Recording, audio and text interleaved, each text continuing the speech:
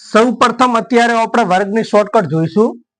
તેની અંદર જ્યારે કોઈ પણ સંખ્યામાં દાખલા તરીકે 35 છે જેનો વર્ગ કરવો છે તો સૌ પ્રથમ 5 નો વર્ગ કરો 25. ત્યારબાદ જે એની આગળનો અંક છે તો તેને એની આગળની સંખ્યા વડે ગુણવાનો. દાખલા તરીકે 3 છે તો 3 ની આગળ સંખ્યા કઈ આવે 4, તો 3 ચોક 12. તો 35 નો વર્ગ કેટલો થયો 12 25. બરાબર. તેવી રીતે બીજું ઉદાહરણ જોઈએ 65. તો સૌ પ્રથમ 65 નો વર્ગ કરવા માટે 5 નો વર્ગ લખો 25.